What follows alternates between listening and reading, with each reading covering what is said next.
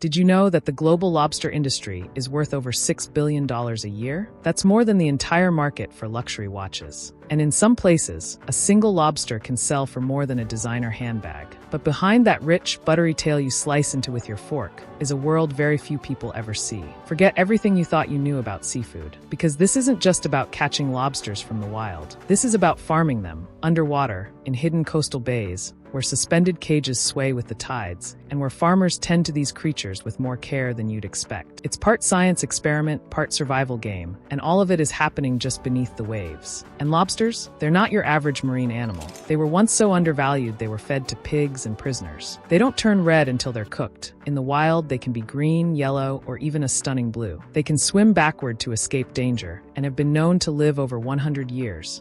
Reaching lengths up to 4 feet. Some scientists even believe they don't age like other animals, making them one of the ocean's most mysterious creatures. So what does it really take to farm a lobster? In today's video, we're going deep, literally, into the world of lobster aquaculture. We'll show you how juvenile lobsters are selected, how they're raised in underwater cages, what they eat. Hint, it's a seafood buffet, how they're harvested, and how they end up on your plate. But this isn't just a process of farming. It's a delicate balance between nature, economics, and patience. Because lobsters aren't grown in weeks or even months. It can take 2 full years before one clawed crustacean is ready for market. And along the way, disease, predators, and escape attempts are just a few of the challenges farmers face. Join FactoryX as we explore how this multi-billion-dollar business really works, and why lobster is one of the most carefully farmed creatures on the planet. So grab your snorkel, because we're heading underwater, where the real story begins. Underwater farms, how lobsters are actually raised. Most people imagine lobster fishermen pulling traps up from the open ocean, and that still happens. But in parts of the world,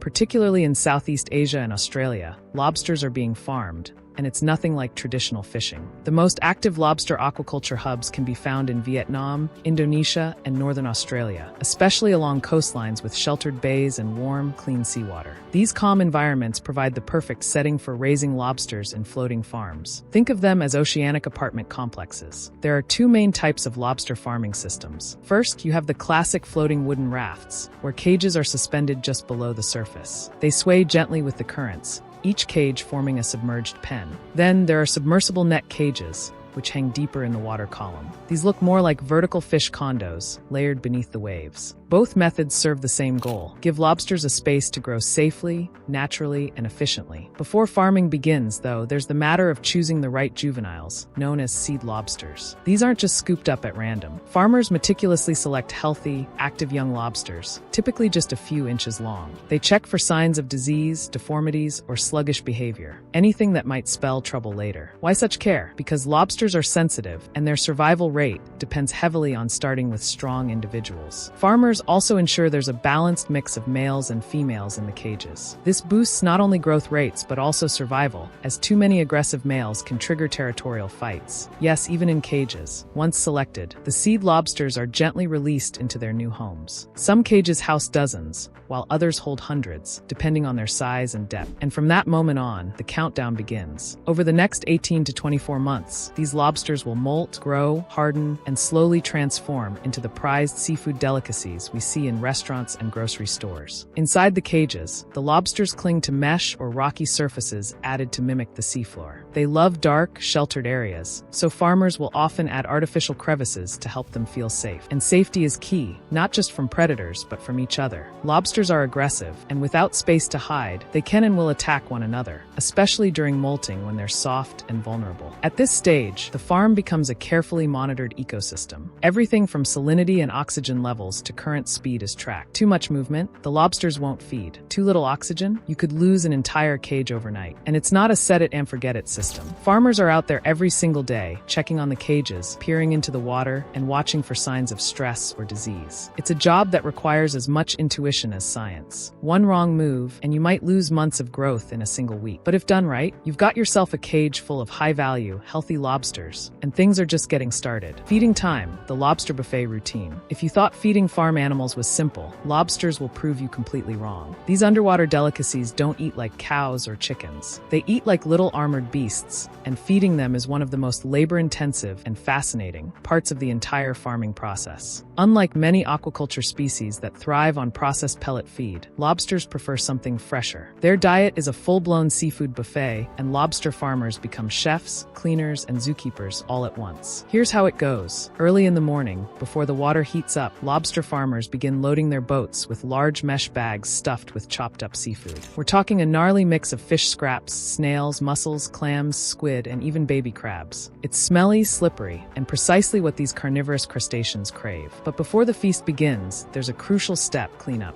You see, lobsters are messy eaters. Their powerful claws shred shells and scatter bits of leftover meat all over the cage floor. If that waste builds up, it doesn't just smell, it attracts harmful bacteria and parasites. That's why farmers dive down or use underwater tools to scoop out old shells and decaying food, clearing the table before serving a new meal. Some cages are cleaned manually, with divers physically brushing out shell fragments. Others use long-handled underwater brushes or suction tools. Either way, the job isn't glamorous. It's more like underwater janitorial duty, and it has to be done every single day. Neglect it even once, and the health of the entire cage can collapse. Once the area is clean, the real action starts. Farmers lower the bags of fresh feed into the cages. The smell alone is enough to trigger chaos. Lobsters detect prey with incredible sensitivity. Within seconds, they swarm from their crevices, clambering over each other with claws raised like underwater gladiators. They grab pieces of food, crush open shells, and devour their prize with surprising precision and power. Watching lobsters feed isn't elegant. It's raw, intense, and oddly mesmerizing. They snap, crunch, and twist their food apart with such force, you'd think they were built for combat more than cuisine. And in a way, they are. But feeding isn't just about getting them to eat. Farmers also use this time to observe behavior. Is one lobster refusing food? Is another acting aggressively? Has any lobster molted recently, leaving behind a soft body that could be attacked? All these observations help determine whether the cage is healthy, overcrowded, or needs intervention. Feeding happens twice a day, once in the morning and again in the evening. Timing is crucial. Feed too late, and some lobsters won't come out. Feed too early, and leftovers might rot in the sun. The feed itself isn't cheap either. Depending on the type and volume, a farm might spend thousands of dollars a month just sourcing fresh shellfish to keep their lobsters growing. And yes, lobsters grow slowly. They don't fatten up in weeks. It can take 18 to 24 months of consistent feeding to reach market size. That's years of cleaning, diving, prepping feed, and checking cage conditions every single day. So the next time you crack open a lobster tail and dip it in melted butter, remember,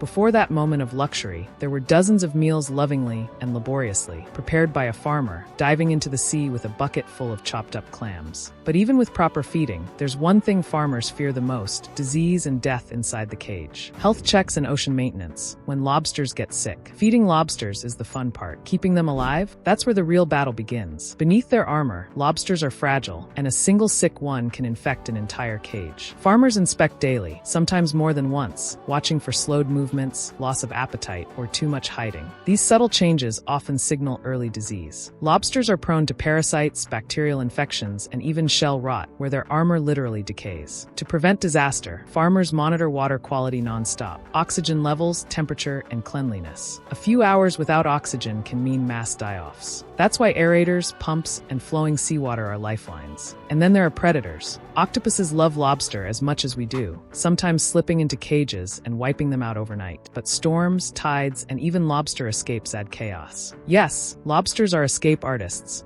propelling themselves backward with powerful tail flips. Add cannibalism to the list. After molting, soft-shelled lobsters can be eaten by cage mates, so farmers provide hiding spots. Sick or weak lobsters are quickly removed, sometimes treated in quarantine tanks, but often released back into the wild. The truth? Lobster farming is less set it and forget it and more constant firefighting. Because when one outbreak can erase millions in revenue, vigilance is survival. This ongoing process of cleaning, it's not just about feeding and waiting. It's about staying one step ahead of everything that can go wrong underwater. Because when you're farming creatures that take years to mature, but let's say your lobsters are healthy, the cages are clean, the water is perfect. Now it's time for the moment every farmer waits for: harvest day. It's a deep-sea treasure hunt that requires serious skill and a whole lot of hustle. The harvest, picking the perfect lobsters. After nearly 2 years of round-the-clock care, harvest day finally comes. But unlike crops or fish, lobsters aren't hauled up in bulk. Each one is luxury merchandise, and even a cracked shell can slash its value. Farmers select only lobsters within strict weight ranges, usually 300 to 500 grams. Anything too small is left to grow, too big goes to premium buyers. The harvest itself takes two forms. Divers handpick lobsters underwater, or entire cages are lifted onto boats. Both methods demand care. Stress or rough handling can ruin the product. Once on deck, lobsters are sorted by size, sex, and shell condition. Farmers inspect them like gems, checking tail firmness, antennae, and even meat fill. Then comes weighing, followed by a recovery period in seawater tanks, so the animals rest before transport. Some farms even use purge tanks to flush waste and improve flavor. Every lobster is tagged, logged, and certified. Traceability is non-negotiable in today's seafood trade. Only then do they leave the farm, headed for processing or live export. Processing and packaging, from sea to shipment. Once lobsters reach the factory, it's a race against time. Step 1 is grading. Premium lobsters head to luxury hotels and export markets, while others are processed into soups or frozen meals. Nothing goes to waste. From here, lobsters follow two paths. Some are packed live in oxygenated containers with temperature control and sensors for long-distance export. Others go straight into processing. They're chilled in icy seawater, sometimes cooked whole, other times steam-blanched to preserve color and texture. Workers or machines then extract tail, claw, and knuckle meat. High-value cuts bound for lobster rolls, pastas, and fine dining plates. The meat is vacuum-sealed, flash-frozen, and labeled with full traceability. Harvest date, batch ID, country of origin. From there, cold chain logistics keep temperatures steady until arrival. For many, it's the final transformation, from sea creature to global delicacy. Lobsters come back, from prison food to luxury icon. It's hard to believe, but lobster was once so common it was fed to prisoners and even livestock. Servants in colonial America demanded contracts limiting how often they could be forced to eat it. The turning point came in the 1800s. Railroad chefs marketed lobster as an exotic delicacy inland. Later, restaurant tanks made lobster dining into theater. You picked your own, watched it cooked, then ate it steaming fresh. Scarcity did the rest. As wild populations fell, prices climbed, and lobster became synonymous with wealth. Today, lobster is a $6 billion